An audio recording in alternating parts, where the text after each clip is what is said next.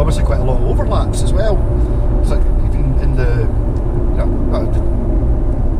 there was two black Telecasters on the wall for Telecaster Week, and they're still on the wall for Black Week. So yeah.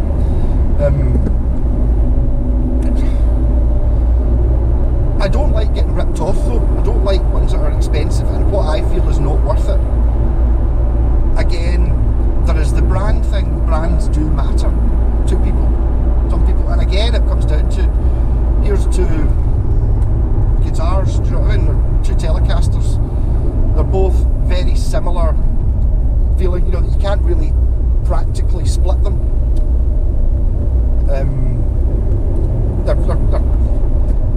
They're bought hairs apart. They're the same, ultimately the same guitar. One of them's a Fender, and the other one's, I think, a bad make, Harley Benton. Which maybe it's not going to happen. Harley Benton, a brand you never heard of. A Watt guitar, because Andrew Watt, I don't even know what he does. Painter and decorator or something in the van in front of me. A Watt guitar, it's like, well, if you were to offer me either of them, just to give me it, I'd take the Fender one, obviously, because it's worth more money because it's a Fender. I get that. It doesn't make it a better guitar. The other one might be a better guitar. Or if they're both the same guitar, the Fender's worth more money. So, I do get it. I suppose that comes in a wee bit. If you want to know about brands, look at something like a Yamaha or an Ibanez. You can pick up a Yamaha or an Ibanez significantly cheaper, 5 years old, than new. Whereas other guitars, ones that are more brandy, hold their value better. Doesn't make it a better to play or sounding or feeling or anything like that, but it does have the badge thing.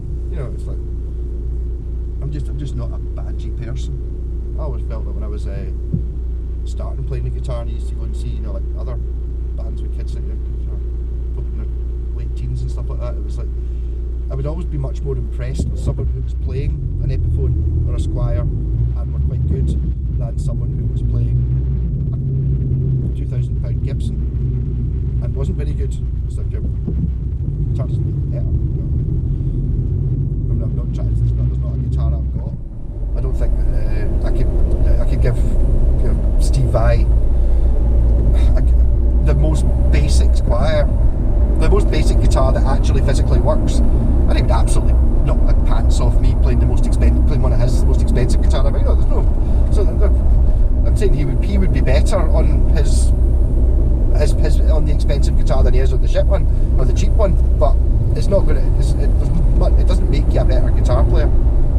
Again, with an emotional thing, sometimes it sort of does, because you're like, oh wow, I finally got my Gibson SG, which I did. So now I'll be able to play Sabbath, and I probably did play the Gibson SG better than my Epiphone one, even though I didn't know what a truss rod was at the time, so the action was really high. It sounded better because it had Gibson pickups in it, but the Epiphone was arguably as good a guitar.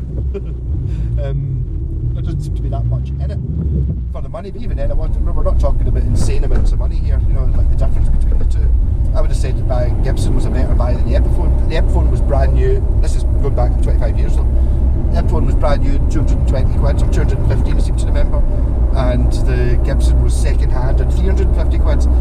And I would, if I had to buy one of them again, I would buy the Gibson for 350. Even though the Epiphone was in some ways a better guitar, and it was good pickups. I need to take my Gibson SG out and use it more. Suffering from lack of use. The thing was, it was really, really worn when I got it. It can't have been that old. It's amazing how some folk just treat guitars like shit. So yeah, that's quite a lot of the ones I've got have been well battered, and it's like, I kind of understand it when, if you're getting a guitar, it's like, I didn't like my Westone, my first bass, I hated it. Maybe because I sort of didn't have a choice with it.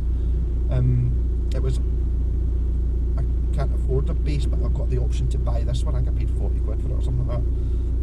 And technically I'd probably like it now, but I didn't really like the look of it, and I never changed the strings on it. Probably it would have needed setup and all these things. But I didn't do it. Then my second bass was the Aria Pro Z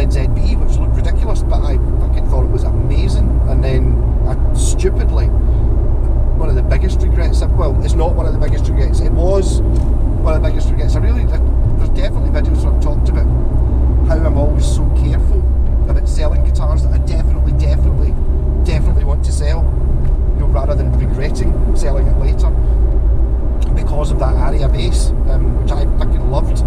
But then I joined a band and we weren't playing original stuff anymore. We were playing, you know, Stones and Beatles songs and stuff, and playing it on a turquoise Explorer shaped bass didn't feel right. I'd do it now, fucking right. But the reason I don't regret that is because I got the exact same bass back, the same one with the same dents, and, you know, the exact same, not the same model, the same actual bass. And that guy, the guy who'd had it, had looked after it. It was in kind of the same condition as when I sold it.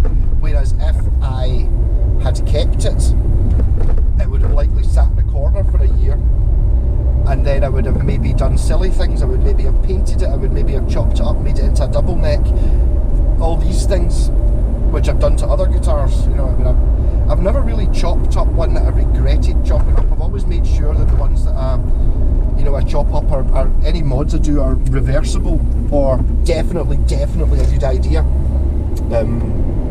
I do see quite a lot of guitars where, you know, I've kind of unmodded them. I unmod quite a lot of stuff for, you know, things that I don't think were a good idea, but because it was badly modded, I got it really cheap. Yeah. Oh, that was a bloody pointless video, but there you go. So this will be a going out during the day one.